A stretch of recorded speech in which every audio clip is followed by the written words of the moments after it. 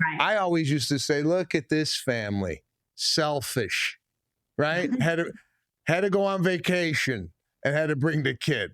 Now I feel completely different because now I'm in those shoes and I'm like, I sympathize.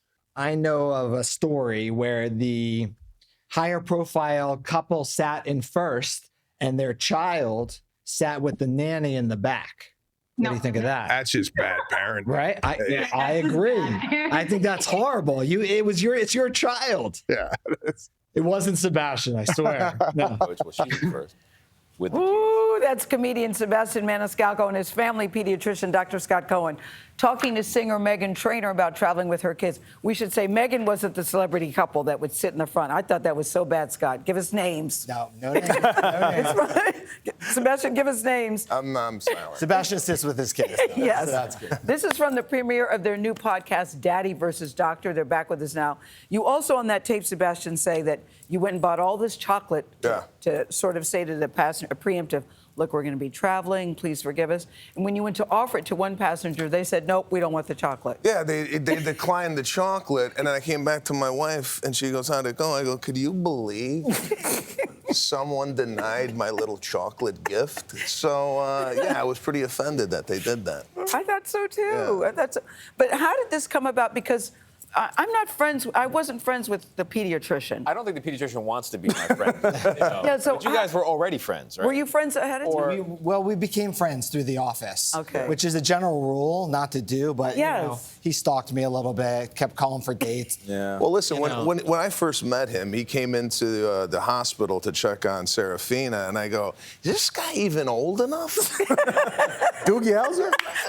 Doogie Howser. 5 years ago. I was like, yeah, but, and he had cologne on. I go, is it right for the pediatrician to be wearing cologne? Is that protocol? I want your baby to smell like me, so you reminds you of me, when you go home. So.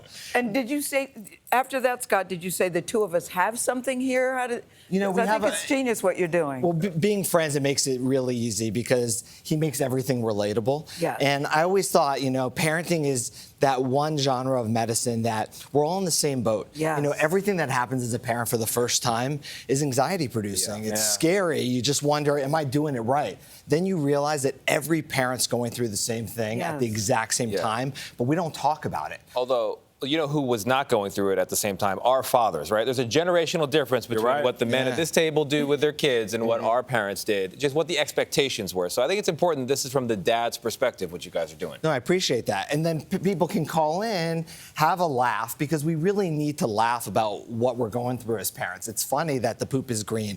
We've all been to Google University. You get 100 pages of the most esoteric answers, but the last one is everything's okay. During that process, it causes a lot of stress and anxiety. So let's have a laugh. Let's get some good education on being a parent and have fun with it. Yeah, Sebastian, we know that you're one of the funniest individuals in the business. Yes. But you do bring humor to this, like Doctor is saying. Why is that important for you, though, to take the laughter from the stage into your home?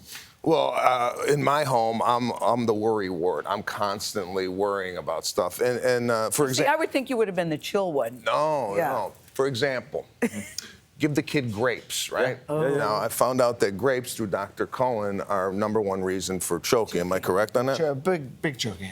Okay. I'm taking the grapes now, and I'm cutting them like onions. So they're basically this small. So I find these little things like this, my constant worry, funny. Yeah. And other parents out there could go, oh my God, yeah, I do that, or I do. Yeah. So I'm trying to take the comedy and relate it to parenting, and people need to laugh. This is supposed to be fun. You're right. So I do the grape thing too, and then the judgment call comes on the blueberry. Is the blueberry too big, or does it need to be I think cut? you can just mush it a little bit. I worry more about the skin of the blueberry than the size. I know. I do a little mush. I was always scared as a parent You do an individual of joking. mush of each blueberry as you put it on the table? My daughter's 14 and 12 now, so that'd be a little weird. But Sebastian, do you draw from the way you were raised by your dad? Your dad is also always incorporated in your act. Yes. Look what he's done for you, and you think, I want to do that, or I want to do something totally different. Well, my dad didn't start parenting until I was 18. I think that's when he came into scene. He was working my childhood. So, and we were talking about it earlier. We're parenting different than our parents. Yeah. You know, as my dad really wasn't the worrier. My mom was. So yeah, my father started in later on in life as far as his advice. And you were engaged from day one, weren't you? I was engaged from day one. I mean, I was, yeah. He's on the floor. Yeah, I'm on the rolling around. floor.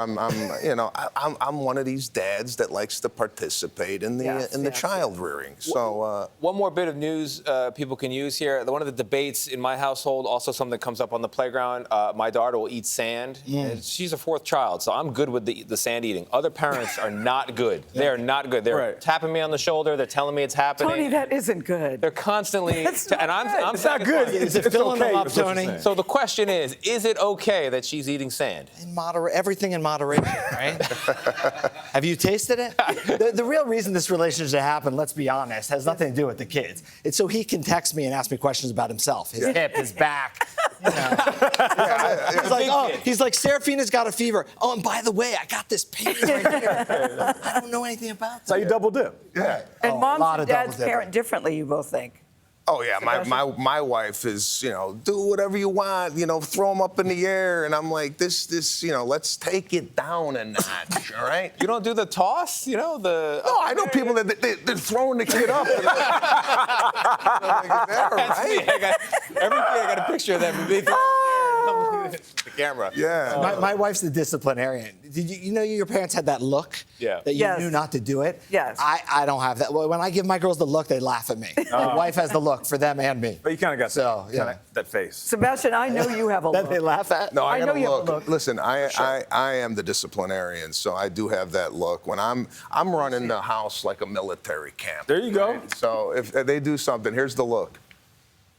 Okay, Sarge. Is that scary enough?